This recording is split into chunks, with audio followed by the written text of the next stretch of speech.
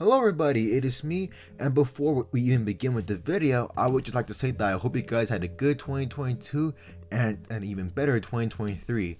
So with that out of the way, today we are talking about the top 10 Marvel Legends of 2022. Now, Marvel Legends last year was definitely interesting. There are a lot of big changes that happened to the line and probably changes we didn't like. The windowless packaging, that was awful, the decrease in QC, and the price hikes, and of course the HasLab Ghost Rider, which is a whole nother can of worms that I don't even want to talk about. But besides all those issues, I still think it had a pretty good year for Marvel Legends overall. And these figures right here are, as you can see, they're pretty good, but they're not in my top 10 list. They have a few shortcomings, or I just didn't want to include, too many figures that have reuse or are just the same character. I don't want my list to be entirely just filled with Spider-Man, so I had to cut some characters and figures off my list. Beast, he's pretty good, but once again, he's a reuse. Iron Spider is good, but the Waldos could be better. Ben Riley, just a repaint. Jigsaw and Hammerhead, they're a little bit limited in the articulation, but their head sculpts are good, and they're pretty good figures overall. Peter's a bit basic, but he's still a pretty solid figure. And Moon Knight is actually my favorite MCU figure they released this year, but he's definitely not perfect. The cape is a bit of a nightmare. The bicep cuts on the figure are definitely not the best, and of course he does not have the best range in the torso area, but still though, he's a pretty good figure, and I have to own the figures, that's an obvious one. And of course, it's in my opinion, there might not be some figures you agree with that I put on this list, but it's my opinion, it's not yours, and that's perfectly fine. And with that out of the way, I'm going to talk about 3 more figures that were actually really close to making it onto my list, but had some couple withdrawals. Okay, so these 3 figures here are really good, but unfortunately, I didn't put them on the list due to various reasons why. To start off with this Black Suit Spider-Man, I think he's really good. He's probably the best black costume Spider-Man they've done, but like how I said before, I didn't want my list just Spider-Man figures, so unfortunately I had to cut him off my list. But for a good while, he was actually my favorite Legends of the year. But unfortunately, he was just outdone by other Spider-Man figures that were later released. Now with this Venom figure, for a good while, not for a good while, but for a couple of days, I was actually thinking that he was going to be my definitive Venom figure ever, but unfortunately, some things happened to this figure. First off, this figure is notorious for having really bad paint problems. If you move the ab joint here, it's going to chip off paint at the white tip, and if you look closely, you can see where I had to put my white paint onto the tip.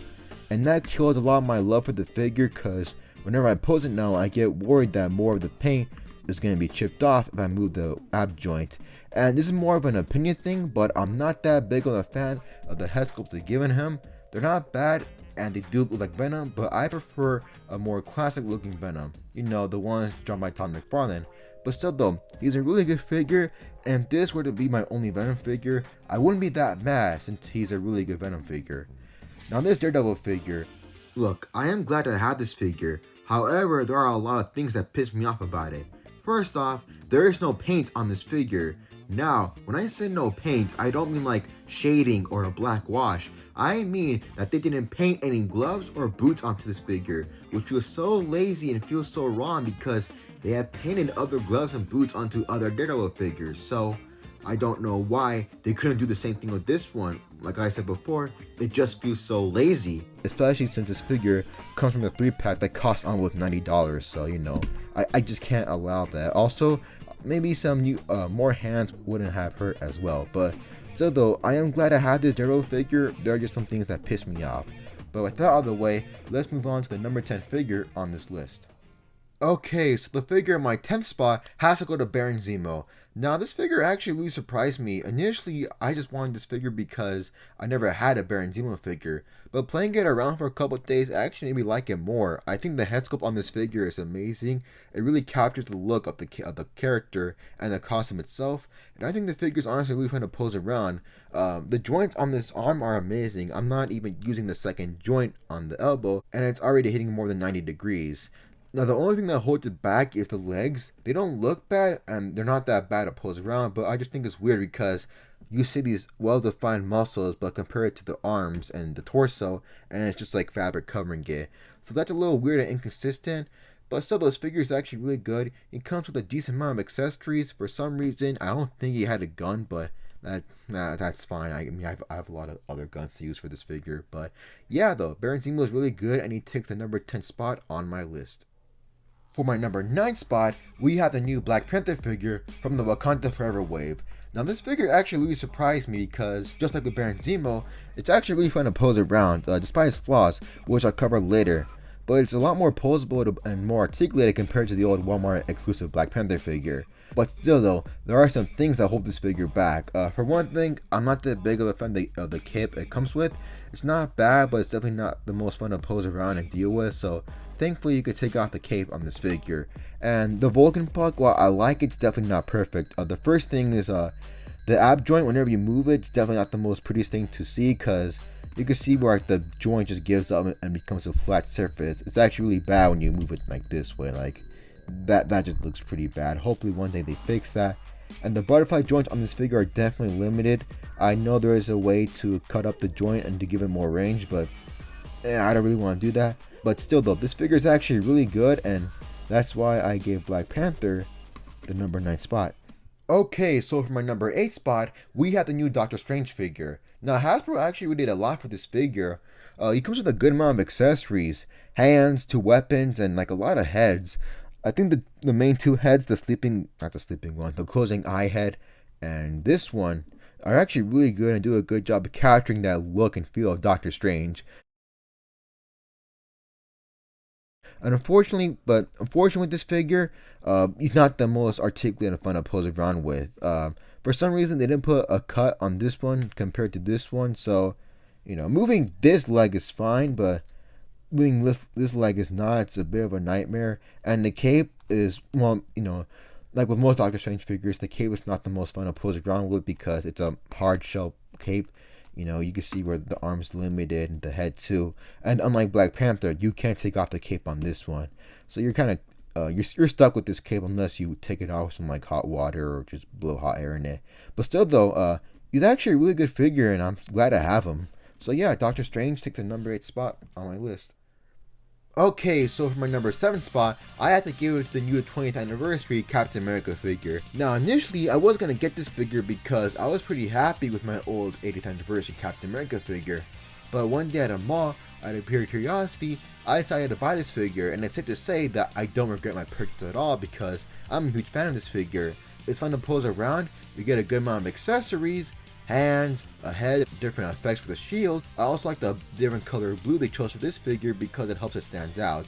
Now my only gripe for this figure is the fact that if you don't have any of the effects on, you get 3 ugly holes with the shield, and unfortunately you don't get another shield without those holes, so you're stuck with this and are basically given no choice but to have those effects on the figure, which sucks because sometimes I just want a neutral Captain America.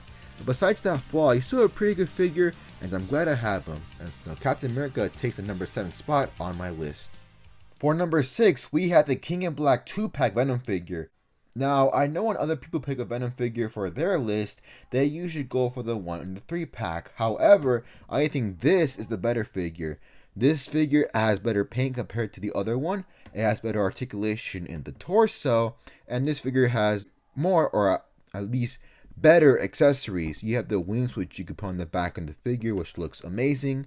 However, that does lead to the disadvantage of this figure having 2 big, ugly, gaping holes, which I understand it was a sacrifice for the figure, but still I wish maybe like an alternate back piece would have helped, but oh well. Also the feet, they look really bad and pretty ugly. These feet are reused from the movie Venom figure, which was fine for that figure because in the movie he had bare feet.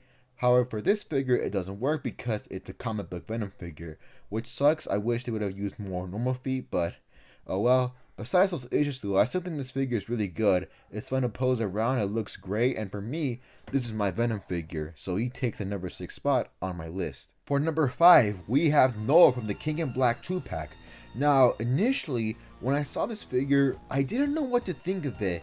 I didn't really know Noel as much as other people did. All I knew was that he was the god of symbiotes and he was really powerful. So when I began to watch more videos about Noel and learn more about his character, I began to become more hyped for this figure. So when I got it, I was really happy with it. I think this figure is really good. He has all the pinless joints. I really like the two ball joints in the head. The shoulder pads, they don't get in the way. It's not really the most articulated thing ever, but it's still fun to pose around. My only gripes with the figure are the head sculpts. Not that the sculpt itself is bad, but the fact that the heads really lack paint. It results in the heads kind of getting lost in space. Especially you put it in a white background, the heads just kind of get lost with the background. Also, I wish he had some more hands, because right now he can only hold the sword with one hand, which sucks because sometimes I want him to hold the sword with both of his hands, and yeah, that sucks. But besides that, Noel takes the number 5 spot on my list, and he's a really good figure. For the 4th spot, we have Shocker. Now when I saw this figure, I knew that it was going to be an immediate upgrade compared to the old one. This figure looks better in almost every single way. For one thing, it has those sculpted fishnet lines, which I always like about Shocker. I think that's kind of important for his costume. And I think this figure is just really fun to pose around. I don't have any complaints or gripes with him. I'm not even that mad about the fact that the hands don't have any like articulation, because one thing, you get open palm hands and it creates a more cleaner look. I guess the lack of paint on the fishnets, but even then, I'm so glad that they're there and that they're sculpted onto the figure. Really, I have nothing negative to say about the figure, so yeah, Shocker takes the 4th spot on my list. For number 3, we have the Retro Lizard figure. Now when I got this figure, I didn't know if it was going to be better than the Bath, because the Bath has my preferred look for the Lizard. I prefer a more bigger and bulkier Lizard. However, after playing with this one for a couple of days, I think this figure gives the Bath a run for its money, because I think this figure is amazing. The accessories are awesome, the hands, the test tubes, the head, hell, even the derpy Steve Dickel head I think is still charming in some ways. And the tail is amazing too. It's in a bending wire, which helps the tail get into many dynamic poses, and it's way better than what Hasbro did for the tail on the Bath. That was horrible. It was just ugly hinge joints, which just, I don't want to think about that. Really, my only gripe with this is that I wish the tail was on a ball joint, because right now it's on a swivel and doesn't look that good. Also, the lab coat gets in the way. Really, those are my 2 gripes with the figure. I think this figure is amazing. I might prefer it over the Bath. However, if you want a Lizard figure, I would recommend this one. This figure is amazing, and he takes the number 3 spot on my list. For number 2, we have Amazing Fantasy 15 Spider-Man. Now when I got this figure, I was actually blown away on how good it was. This is probably the best buck that Hasbro has made for Spider-Man. It's super articulated and it's just super fun to mess around with. The printless technology is really well used for this figure, and the combination of red and charcoal gray or just black helps this figure stand out compared to other Spider-Man figures, because we don't get that many figures that are based off his first appearance. Really, my only gripe with it are the gaps in the arms, because of the fact they had to find a way to deal with the web wings, which I don't like. I think they just suck and look bad on the figure, which is why I don't even bother putting them on. But yeah, if you don't have a Spider-Man figure and don't want to pay like $50, I would recommend this one, and he takes the number 2 spot on my list. Now, number 1 shouldn't surprise anyone at all. It's Ned, also known as the CEO of Sex. When I first saw this figure, I almost fainted. I needed to like sit in a chair, because this figure just honestly flabbergasted me. I mean, it's Ned. It's the CEO of Sex. He is the best MCU character. He literally carried the whole entire Home trilogy. So I had to get a figure of him. Like, he is by far the best Marvel Legends of all time. If Hasbro just stopped making Marvel Legends, I'd be fine with this one, because nothing would beat Ned. Okay, in all seriousness, you know I'm joking. Ned's still good. He's still a fun figure to mess around with. You know, you could have him just beat up any fictional character you want, because he's that cool. I mean, he's the CEO of Sex, guys. Come on. But for real though, I'll show you the number 1 figure. The real number 1 figure is the Renew Your Vows 2-pack Spider-Man figure. Now I know some people are gonna be like, "Ugh, why that one, Angel? Amazing Fantasy 15 is so much better!"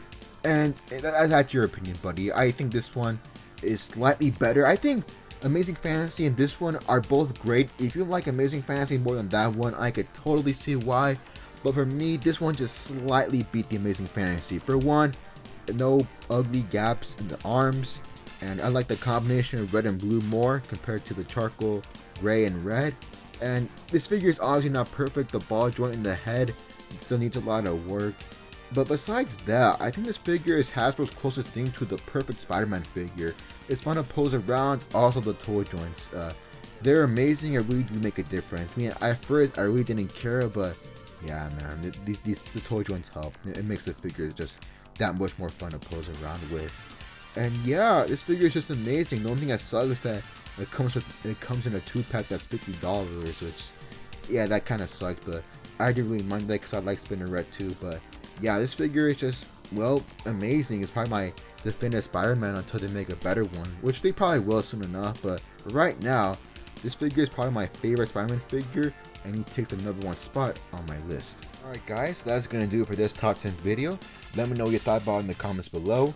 Do you agree or disagree? You can always just let me know. Anyways, thank you for watching this video. As always, feel free to like and subscribe, and just doing the small things alone always help channels of mine grow. I can't really promise when the next video will come out since, you know, life always gets in the way. But as always, thank you for watching, and I'll see you guys next time. Bye.